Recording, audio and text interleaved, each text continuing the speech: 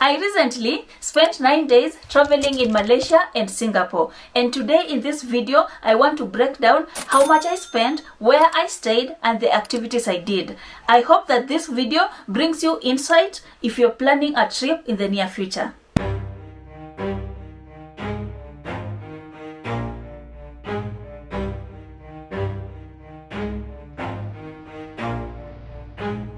Never stop, I'll get it if I want it. Gotta make to myself a promise. I won't quit, keep going till I got it. I won't give up till I'm on top. Yo, no, I ain't the type to give up. If I do something, man, I do it till I get what I want. I turn a business out of nothing into something I love. I got a poker face, but honestly, I'm not one to bluff. I flip a switch, never miss, man, I always stay up. Don't let them see you, bitch, always have a plan to stay tough. This life ahead of you ain't easy, it was built to be rough. But that's what makes a personality, is tragedy, bruh. Hi guys, welcome back to my channel. My name is Esperanza Perita, aka Miss WIT. So guys, welcome back to this vlog, and I hope that the information I provide in this video will help you in your future trips. For context, I traveled to Malaysia and later on to Singapore, and I spent 9 days traveling. And remember, I was traveling solo, so the costs that I'm going to present are going to be costs for an individual traveler. I was traveling alone for my birthday, of course, and I was turning 31. They say travel changes you, but no one ever tells you how it begins. With a quiet urge, a packed suitcase, and a feeling deep in your gut that the world has something new to show you. For me, it started with a flight east, my first time in Asia, my 31st birthday, and a promise to step into the unknown. No expectations, just curiosity, courage, and a camera. This is where my comfort zone ended and the real story began. This is not just Malaysia, but the first chapter in the version of me I've been waiting to meet. I was so excited that I couldn't wait any longer for people to come and join me so that we can travel together. Sometimes you just have to do it alone. And for me to first decide that Malaysia was the destination, I had to watch a lot, and I mean a lot of videos. And you see, as a solo female traveler, you have to be cautious of everything, every country you visit, because you don't know where it's going to be safe. Are people just saying it's safe because they want to say so, or is it just a safe country? That is what I had in mind. And thankfully, it was safe for a solo traveler, especially female. So I enjoyed my trip, I won't lie. And now let's get back into the details. What you need to understand first before you leave your country to go to either Malaysia or Singapore: check online, ask ChatGPT to tell you what documentations you need for your trip. For me as a Kenyan, all I needed was my passport and my yellow fever card. Also 72 hours, which is just like 3 days, including the day you land in that country. You need to fill up a form online, and if you go to their website, they will provide you with a link whereby you will click on the link and it will send you to another page, their government page, and then you can fill up that document. I tried filling in mine on 10th, it refused, so I had to fill up mine on the 11th, the day I was leaving Kenya. Thank God I woke up early and did that, and no problems. Because after you give your passport and your yellow fever card at the airport, they will ask you if you filled it in, and then they will check on their system. If you have not, you'll have to go back. And the lines are usually long, especially at the passport control, especially in July, since I traveled in July, and that is the time that most countries, people are just traveling here and there, you know. Same happens to Singapore. You need to fill up that form, and to be safe, you need to have travel insurance. So I paid for 2 days, but I was just there for a day. For my travel insurance, I only paid USD. That is like 200 bob. And I felt like it was affordable. For Malaysia, I didn't pay for any travel insurance. And that is everything in terms of documentation that you need to visit both Malaysia and Singapore. Let's start with flights. I booked my flights earlier. I booked my flights like 7 months in advance, and I paid 688 USD. At that time, when you converted, if I get that message from my KCB account, I will attach it. But at that time, when you converted, it came to 92,000 and something. And that's all I paid for the flight.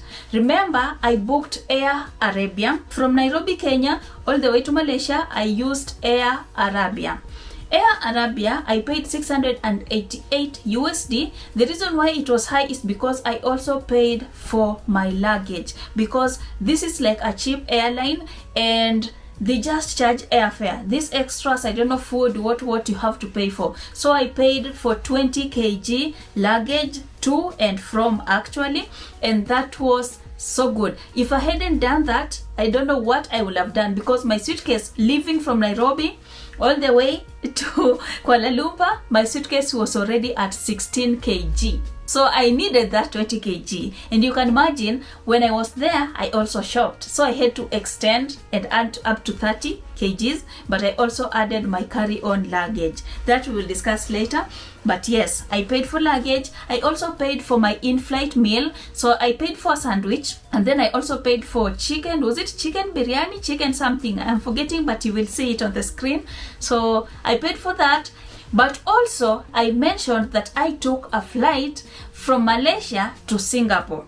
When I booked, for this one, I booked like 3 months in advance, 9,400 and something from Malaysia to Singapore, and from Singapore to Malaysia. Basically a round trip. So if you add the 9,400 and something, or let's just say if you add the 9,500 onto the 688 or onto the 92,000 and something, possibly, let's say, on transport alone for the two countries, I spent 110 maximum. And I had a layover because I left Nairobi on the 11th of July and then went all the way to Sharjah, where I had a long layover. I stayed there for approximately 8 hours, but then flight was delayed. I took on the second leg of the flight around 2 p.m. Sharjah time, all the way to Malaysia, where I landed at around 5 something. Actually it was 3, but by the time I was leaving the airport and taking a cab to my hotel, it was 5. After I left the airport to go to my hotel check-in time was 12 p.m. 50 Malaysian ringgit per hour. Can you just start counting from maybe, let's say, 6 a.m. all the way to 12 p.m. How many hours are those? So we negotiated. On top of whatever I had booked, I should only add 150 Malaysian ringgit. And that was exciting. We agreed on that. And I actually paid 150 Malaysian ringgit for that few hours accommodation. And then for the other accommodation, I had booked 3 days because I thought I wanted to change hotels. So for the 3 days, it was 90 USD. If you convert to Malaysian ringgit, it was 380 something, either 81 or 82 if I'm not wrong. 382 Malaysian ringgit, but it was 90 USD. So when I went into the room, I actually loved it 100%. I came back to the counter and I was telling the guy, I know I only booked 3 days, but I really need to extend because I didn't believe that the room would be nice or the area would be nice, you know. So the guy, we talked, and he was like, okay, fine. So I was asking, can I get a discount, please? You know, I already checked in, I already paid a few bucks. No. So we went back and forth. I ended up, because the first one was 90, I ended up adding him 83 or 84. Yeah, 84 USD, actually, yeah, 84 USD, because I remember when I swiped my card, I got a message from KCB, 84 USD. So that is what I paid for my accommodation for all those days. I didn't stay in Singapore. It was just a day trip. I didn't have to book anything. Let's now talk about transportation within the countries, Malaysia and Singapore. Let's start with Singapore. With Singapore, I only used Grab because the Grab was working there perfectly. And what happened is the line that I took, it was called Celcom Digi or Digi. I don't know how you pronounce that, but that is what I paid for. I paid for an eSIM with 300 GB because I knew I wanted to update on my Instagram in real time. I wanted to post a few things on TikTok in real time, and then I wanted to send my family and then video calls and things like those. So I needed a lot of bundles or GBs if you wish. And apart from that, my hotel also had Wi-Fi, and the Wi-Fi was so fast because I uploaded things to my Google Photos and it was so fast. And then with the eSIM, anytime I wanted to send money from my M-Pesa into my bank account, and I used my Safaricom app, it was easier.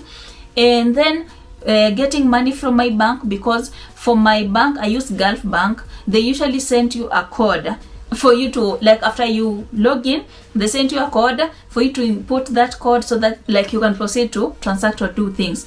And that Celcom Digi was also like, I don't know, like it's a sister whatever to Safaricom. So when I did that, I was able to receive my code in the SMS actually, and that worked perfect. For them, Grab is like an Uber for us. So that's Grab people to call me or text me, but most of them were actually either calling me or sending me a text in the Grab app.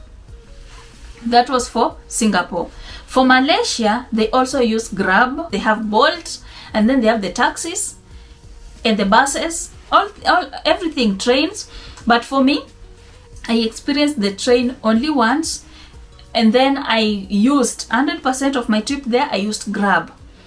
Actually, I used Grab, and I can say that is what finished my money, because moving from one place to the other, you see, it's like 20, 19 Malaysian ringgit. I don't know how much that is in Kenyan shillings, but I know 33 Kenyan shillings is equivalent to 1 Malaysian ringgit. The rides that were expensive were the ones that I was going to the airport, because to the airport it was one way was 75 Malaysian ringgit, between 75 Malaysian ringgit to 80, and because there was toll fees in there, so I don't know, but just within town from one place to the next, roughly I think the highest I paid was 25, not 27 when I was going to IKEA, 27 Malaysian ringgit, but the rest was just like 11, 19, 20, 11, 19, 20, just depended with where I was going. You can decide to not use that much on transport and stick to either the trains, or if you don't want to use the trains, you could use the buses, because they had buses. But for me, I was too lazy, and then, you know, when you're traveling solo, you are terrified. You just like, maybe let me just grab a Grab so that it takes me and leaves me at the door, so that I don't have to go and talk to people nina nini. But generally the people there were nice. A few, when you go to talk to them, they behave like they don't understand you, even though they talk English. But you see, you can't force people to talk to you, right? And there are people who will like you, and there are people who will hate you. But guys, talk about, excuse me, can I take a picture with you? Excuse me, can I take a picture with you? Oh God, if you see my photos anywhere online, just know that I took so many pictures with strangers. I don't know what they are going to use those photos for, who they were sending to. Others were even on video calls, and they come to your face like this. They're showing the other person they met a black person. Oh my God, I thought we are in 2025 and black people are everywhere, but I was wrong. Malaysia and Singapore is hot, but the best thing is that all the cabs have AC. Oh my God, all the cabs have AC, and you enjoy your ride. You don't have to be sweaty and everything. And that's why I kept on applying my makeup every day, even though it was hot, and my makeup was staying and sticking. Yo, talk of Maybelline. For the Grab, I just paid cash most of the time, because I had cash with me, or I had like gotten my cash from the ATMs. There are so many different ATMs, but what you need to know is you need to ask. For me, I asked ChatGPT which ATM should I use so that I can like get money, because there's another ATM, I can't remember the name. I put in my card and then it was like invalid, and I was like, invalid? What do you mean invalid? I have money there and I need money. So I had to ask a local, and it was like, foreign card? I was like, yes, foreign card. He's like, no, not this ATM. So she couldn't like speak English, but she was just like, not this ATM. So I had to go ask another guy in the iPhone store who was selling phones, and he was like, nah, find one that is blue, that one takes all cards. So every mall I went to, I was just using the blue one. I don't know, it was CMB or something. ATM. That is what I used all through. For the better part of I was just like swiping my card, but when I needed to have cash, like I only like got cash I think 4 times. Actually 4 times. When I was in Singapore. In Malaysia I got 3 times when I landed, when I went to the mall, and I think a few days before I left. So to minimize the cost. And then for the train, I needed to also pay. You could pay with card or cash. So for me, I paid with cash. When you paid cash, you are given a tiny coin, and then you just wave it so that door opens, and then you board the train, and then on the other side of the train you insert that coin and the door opens and you leave. I don't know what that technology or that process is. I can't explain, because here in Kenya we don't have that, but it was really like amazing to just like experience that. I loved it. I love it 100%. Let's talk about food. Oh my god, this is the part that I struggled with. And before I left Kenya to go travel in both Singapore and Malaysia, I was on a weight loss journey. And on my weight loss journey, I was only having one meal a day and maybe snacking, but not every day. Maybe I would snack 2 times a week. But you see, when I left Kenya to go to Malaysia, first I got their food. I really wanted like to try their food 100%. On my first day, I went to this Bangko or something, and that was the first meal I ate in Malaysia. It had like sardines. I was like, am I leaving Nairobi to come to Malaysia to eat omena? Omena ni so. Yeah, so it had sardines, rice, a boiled half egg, and some stew, and that was the traditional food, the traditional Malaysian food actually. It was tasting amazing, but I didn't like the omena part. That's why I got a few bites of the rice and I was like, no, that's it. I also bought a iced tea, and that is where my problem with iced tea on my trip started. On my trip, every day I drank an iced tea. In the morning I had a coffee, in the afternoon I had an iced tea, and then 1 meal a day. So generally I stuck to my 1 meal a day, but I had a coffee here and there and tea every day. The reason why I stuck to that is because by the time I was leaving my hotel, the first day I left my hotel at around 12 p.m. So I didn't have anything at that time. I just went straight to the temple. At the temple, I didn't pay anything. So that was the first activity I did. I didn't pay anything. And then from there, I boarded a Grab all the way to New Central Mall that was just near my hotel. So when I got there, I actually like went and ate that food that tulisumbuana kidogo, but I just ate the rice, drank my tea, went shopping at Guardian for a few necessities because I didn't have I didn't have shower gel or whatever to shower. I didn't have toothbrush, toothpaste, like those things I had left. I also had just finished my menstrual wherever, but I knew sometimes, when I'm excited, it can start again. So I had to buy sanitary pads, tampons, and things like those. So I also bought those from Guardian, and everything went fine for the first day. The second day, I went to KLCC Park, where I didn't pay anything actually to enter. I just entered, walked through, enjoyed the view, took pictures, amazing pictures. I also saw the Petronas Towers like up close. They were perfect. Oh, I loved that picture. So I went to KLCC Tower with my small cake that I had bought the previous day with flowers. The ones I had bought and the ones that somebody had bought for me. I didn't know that person. So I went there, took pictures, enjoyed, and I didn't pay anything there. From there, I just walked into Surya Mall. When I went into Surya Mall, like, everything was just perfect. I was just looking at everything. I wanted to shoot everything, but I couldn't because I also needed to have space. I only carried 3 cards for all the trip, and I needed to do things, So I couldn't shoot everything and anything. And by that time, my laptop had crashed. It wasn't like going past the windows or whatever. So it was chaotic, guys. It was chaotic. So it was amazing. Day 2, I also never spent on anything. I just went and bought food. And the food I ate on that day, I ate on my birthday actually, I tried an Indian restaurant.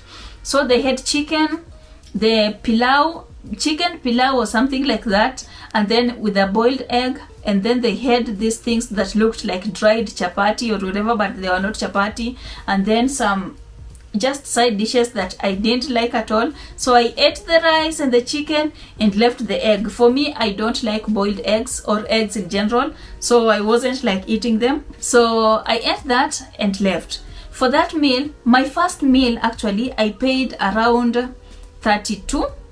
I paid 32. For this one, I paid 15.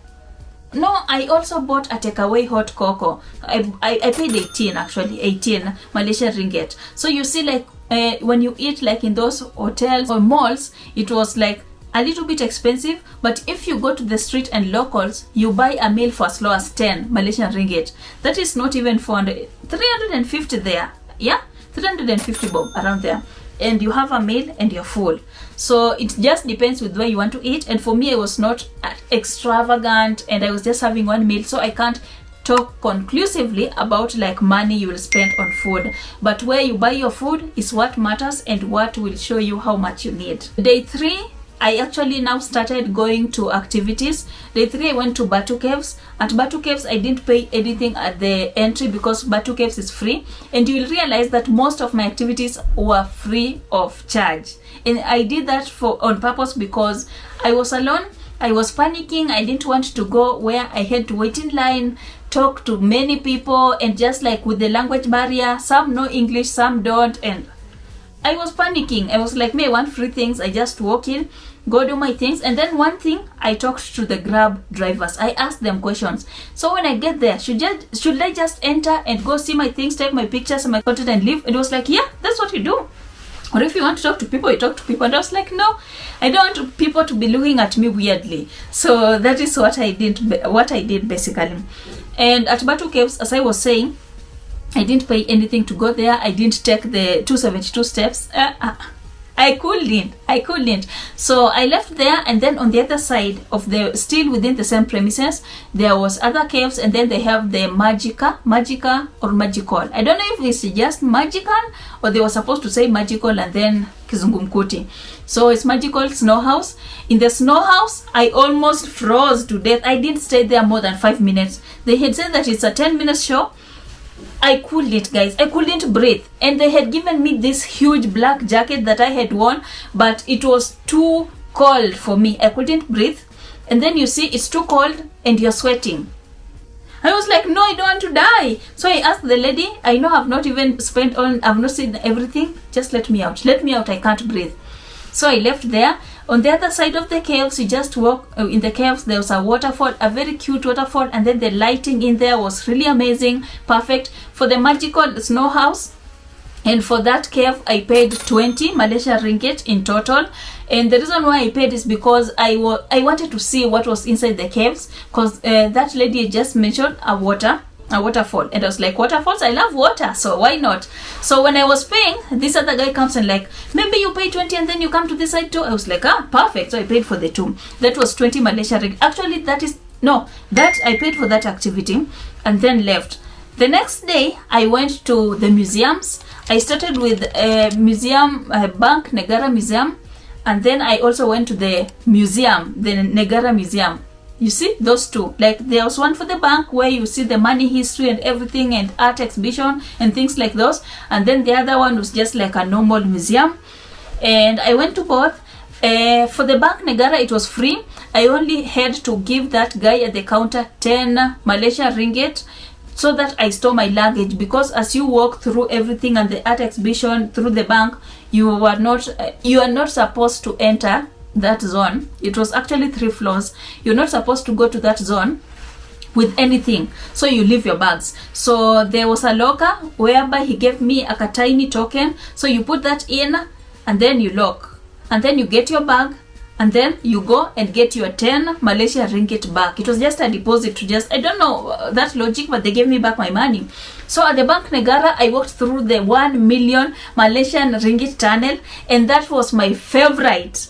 Cause what do you mean money in the walls? Like real money. They just put money in glass walls and you walk through the tunnel. Oh my god. That was my highlight of my trip actually, for every place that I visited. That was my favorite. Like I just loved walking through that. I was broke, yes, but walking through a tunnel of money was just like, there's light at the end of the tunnel. That was what was going through my mind all through. But I loved that. So from there, I went to the other museum whereby you just like see their history and everything, their language, who contributed to what. They had screens and a movie going on. We watched this movie. We were actually teary because it was so emotional about how they gained their independence and things like those. Oh my god, it was really amazing and beautiful. And I was like, every country I'll go to, I have to visit their museum 100%. I'm not letting that go. So it was amazing. In that museum, I paid 5 Malaysian ringgit because I'm a foreigner, but for them, the locals were entry is free. For foreigners is 5, I think, just for maintenance and things like those. But it was really amazing and I loved that. The next day is when I went to Singapore, and in Singapore I visited all the parts that I visited were free, but if you wanted more you will pay. But the reason why I didn't pay is because of time constraints. So first I went to Marina Bay. Marina Bay was amazing. I walked there and enjoyed, took pictures, took videos, left there to go Gardens by the Bay. Gardens by the Bay, there was a huge line. I couldn't wait in line because my time was running and I had a few places that I wanted to visit before I left, so I couldn't stay in that line. Instead, I opted to go and have my first ever Starbucks, and it was so nice. It was so nice. And then the way it was hot, I'm telling you that Starbucks, it was perfect. It was my first ever and it was perfect. I left there and went to Haji Lane. At Haji Lane, I just walked through, created content, a few reels, and then I saw a gift shop whereby I bought lots and lots of chocolates and a few gifts for my family and friends, and that was all for Haji Lane. I went back to the airport whereby I headed to, it's called the Jewel at Changi Airport. Oh my god, that was really beautiful. Like, you see, when you're walking into the door, you just see the waterfall. I'm like, oh, I've just been seeing pictures. This was really amazing. So I went in there, and if you want to go through, like, there was something like a bridge. So if you want to go through the bridge, ikiwa tu, like when you are having a view of the Jewel and everything, and then they let go of the mist. Is it the mist? Yeah, they let go of the mist and then you just covered. It feels like a forest wherever, but there was a line too, and then they were charging also, but I couldn't wait in line because time was not on my side, because I thought that 1 hour was enough, but I remembered, this is international traveling. I need to be somewhere close to my gate, and you see, this Jewel was in Terminal 1 and I was going to Terminal 2. So leaving Terminal 1, you have to walk all the way to Terminal 2, and then at Terminal 2 you have to go all the way up to my gate. So it was really chaotic. I was just like running up and down, but I also managed to go to Pop Mart. At Pop Mart, I was looking for a labubu. I didn't get, but I bought a few accessories that I love, and I've actually like put them up in my living room on my TV stand. They look amazing. They look amazing. So after Singapore, I came back. On that day, I was too tired. My feet were hurting. I couldn't like stand, walk. So I just slept in, left my hotel room at around 1 p.m. and headed to take a train, and that was my first time to take a train, and I loved that experience, to go to Bukit Bintang. And while there, I was just like shopping phone accessories, a little more of chocolates and whatever for my friends and family. And I also went to this outlet, and where I got like a very cute pieces of bras, panties. I'm telling you, my boobs are happy right now. Why? Because like those bras, they are perfect. The sizing, I love that for me. And if I knew this beforehand, I would have bought so many bras. I only got like 4, but I would have bought like 10. Oh my god, that was like my most loved thing that I bought for myself in Malaysia. After that day, the next day, I went on cute little dates. I went to 2 dates with a few people that I had met in those countries. They were amazing. One, we went for iced tea and then food, but the food we ordered, it was not hitting the spot, so I didn't enjoy it at all. Because I remember after that date, when I was coming back home, I had to pass by my normal or my usual to buy my iced tea, because I couldn't sleep hungry. So that was it. But I loved that so much. And then the day after my dates, I was just like chilling, getting ready to come back home. I was so tired. Like, I was just starting to feel miserable now in that country. My holiday mood had now evaporated. I was just like, I want to go home. I'm so lonely. I want to go eat ugali. You know, those things that we have when you're not at home. So that was basically what happened. And then from after that day, the next day, now the last full day, guys, I didn't do anything. I was just like walking, going to the mall. I went to a shop called Mr. DIY. bought a few things. Those my house shoes that I have, I bought from Mr. DIY. I have a duvet cover that I got from Mr. DIY. A few tiny things and sweets and lots of chocolates I bought there because it was affordable. It's more like China Square, but a cheaper version of China Square. You understand? So if I had discovered that shop at first, I think I would have been broke by day 2. But thank God I discovered it the day before I left. So I got a few things and that was it. And for the activities, actually that is everything that I did. Just shopping and visiting 1 to 3. And the reason why I didn't want to visit so many places is because I was terrified. It was my first time traveling internationally alone, and I didn't know what to do, what to expect. So I wouldn't know 100% where to book this and then what happened. So I didn't want a lot of stress, and I was just it's my birthday also, let me just chill. Hakuna haraka in Africa. So that is just what carried me all through. But I loved everything. I spent money, and yo guys, I came back broke. Broke. And for those who are asking me, so there were a few questions that I was asked, and I know some of them I've already covered here. But to get to that part, I was asked if I used an agent. No, I didn't use an agent. Everything from accommodation, hotel, I don't know what, I just booked on booking.com, the app. You know the app booking.com? I used that. The reason why I used that is even here locally, when I'm going to Mombasa or wherever, most of the time I just use that app to get accommodation and everything, because I find it's cheaper than you calling the hotel and I want to book for this day, and then they give you a quote that is ridiculous, So I use booking.com generally here at home. So it's if I use it here at home and it's recognized internationally, let me just use it. So I used it too, and it didn't disappoint. Actually, it didn't. So everything was nice. Used booking.com for accommodation, for booking my flights to get discounts, and that was it.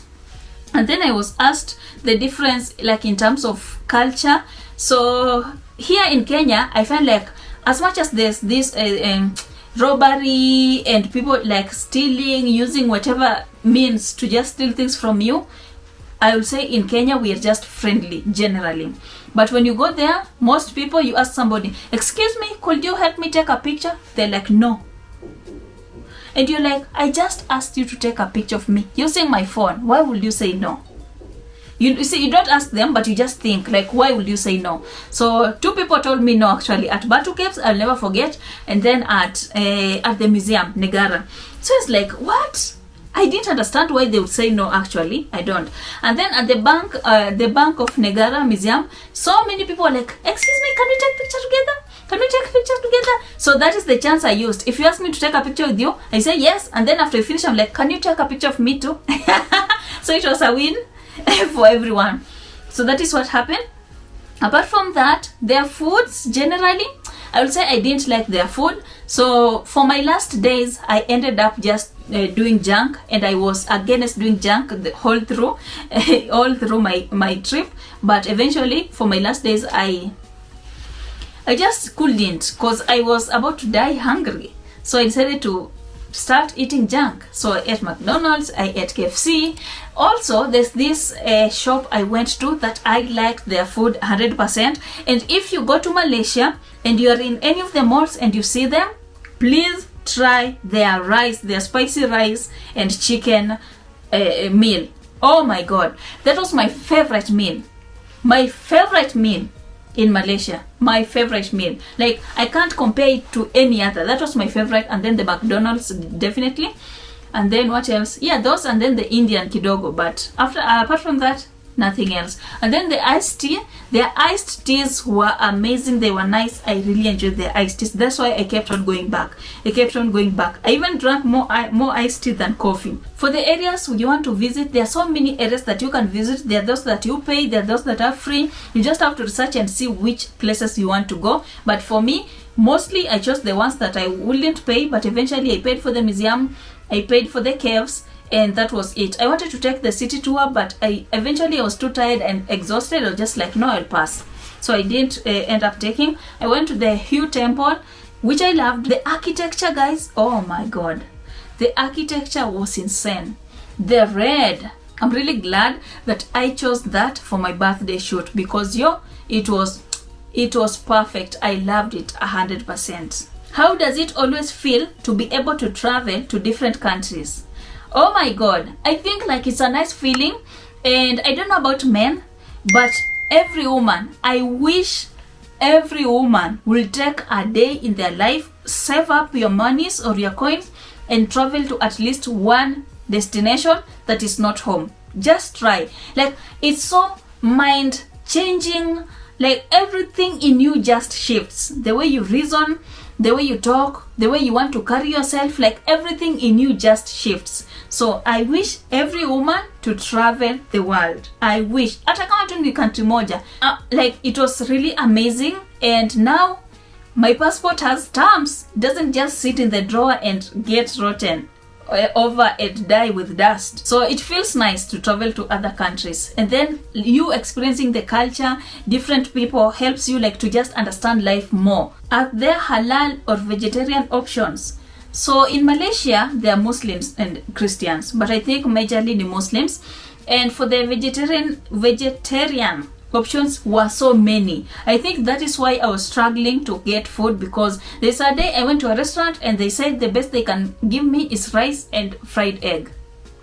It's like, how am I supposed to be full on such? So yes, there are all those options, because one of the dates that I went to, the guy was Muslim, and we went to that cute spot. I don't even remember the name, but it was in a mall, New Central, and the food there was amazing, but I just couldn't because it was vegetarian. He ordered the vegetarian. I tried, it was biryani something, dum something. It was like, it was not vibing. So I told him respectfully, imenishinda, but I will have iced tea. So he bought me iced tea, but by the time nilikuwa natoka hapo nilikuwa nishaongea, nimeshasikia njaa, so I bought another iced tea, drank and went to bed. Also, cultural do's and don'ts. The main one is just dressing.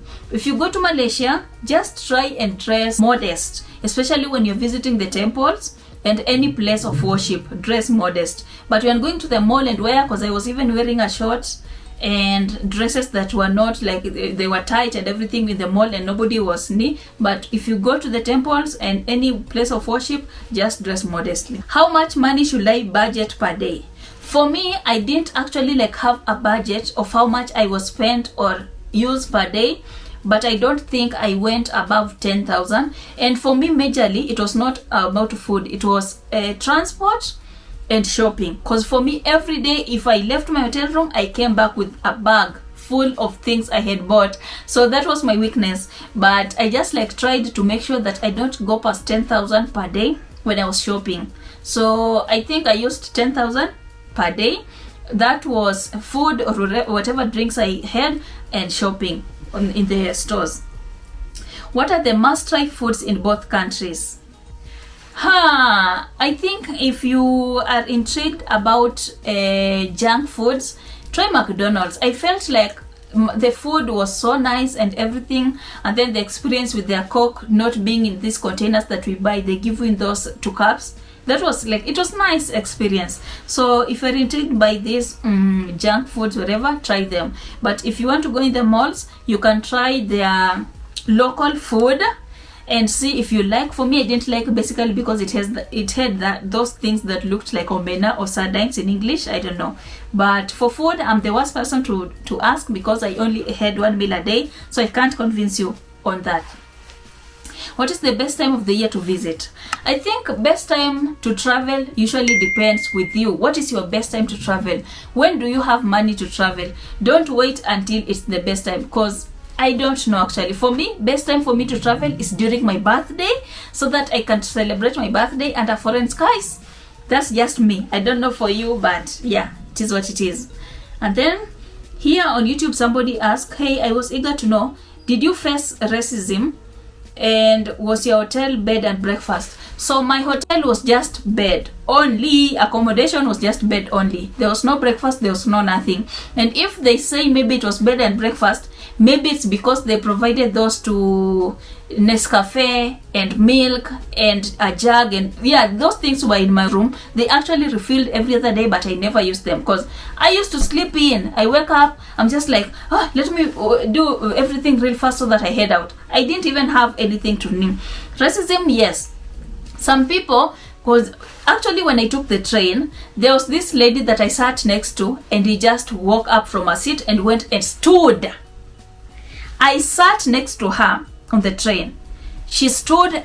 I was like, I'm just a person. Why would you leave a seat to go stand all the way? Imagine she stood all the way. Just because I sat next to her. And I was like, perfect. Even better for me. So I had room to turn around, take videos outside the window and everything. But yeah, it is. Yeah, those people, it's insane. But in Dubai, everybody's like, a picture, a picture, a picture. Hey, my friend, tunaenda kuboard, tunaambiwa tusonge, let's take a picture, a video. I don't know if they're going to sell my videos or pictures, I don't know. Another one asked, did you use an agency or did you just do everything by yourself? I did everything by myself, no agency. Just used booking.com to check the flights and everything, and then book accommodation and also to get better deals. On Instagram, I don't know how to recover the questions that I was asked. I was asked questions, but I think I forgot to screenshot before that story disappeared. Somebody tell me how to get those questions, because there were so many, but I couldn't get them. I was just like, now what?